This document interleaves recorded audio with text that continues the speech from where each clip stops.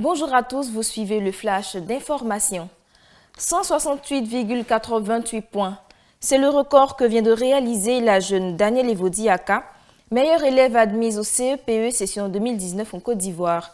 Un exploit qui lui a valu une récompense de 10 millions de francs CFA de la part du chef de l'État ivoirien Alassane Ouattara. L'enveloppe lui a été remise au cours d'une cérémonie officielle au palais présidentiel d'Abidjan le 6 août dernier, en même temps que 81 autres lauréats. Au Cameroun, le ministère du Commerce a annoncé la semaine dernière l'interdiction imminente de l'importation d'une cinquantaine de produits.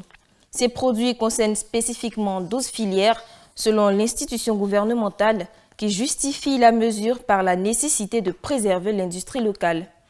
De nouveaux instruments fiscaux devraient être mis en place pour favoriser la production locale et freiner les importations non indispensables. Selon l'Institut national de la statistique INS, le niveau des importations au Cameroun s'élève à 3 405,2 milliards de francs CFA pour 2018, ce qui représente une hausse de 11,5% par rapport à 2017. Ce montant représente plus de la moitié du budget du Cameroun en 2019, qui est de 5 212 milliards de francs CFA. On met le cap sur la Chine où la Banque centrale vient de ramener le cours du yuan à son niveau le plus bas depuis 2008. Désormais, $1 vaut 6,99 yuan, une chute record de 313 points qui s'explique selon les experts par les nouvelles menaces américaines d'alourdir les taxes sur les importations chinoises.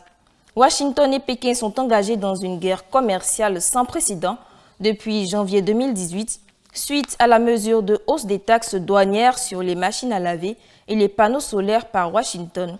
Ce à quoi Pékin a répondu par l'ouverture d'une enquête anti-dumping sur les importations de sorgho en provenance des États-Unis. Comment se dessine l'avenir technologique pour l'humanité?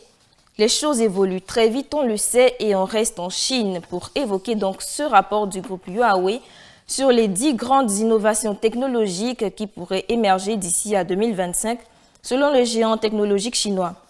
Paru le 8 août dernier, le rapport Global Industry Vision prévoit entre autres l'émergence des robots domestiques, une meilleure vision, une recherche intuitive, des rues sur mesure, travailler avec des robots, une technologie au service de la créativité, une communication sans friction, une économie symbiotique, un déploiement rapide de la 5G et enfin une gouvernance numérique mondiale. Un rapport détaillé sur le secteur pétrogazier au Sénégal. Le document de 160 pages réalisé par Africa Oil and Power fait le point sur le nouveau code pétrolier du Sénégal et sur l'organisation de la chaîne des valeurs dans le secteur.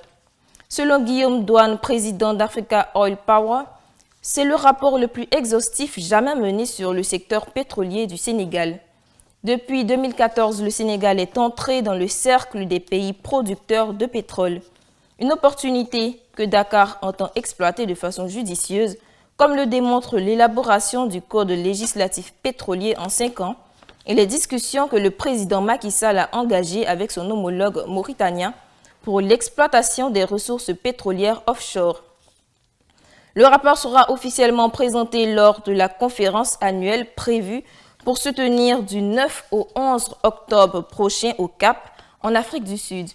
C'est tout pour ce flash. Merci de nous avoir suivis et bonne suite de programme sur 2EF TV.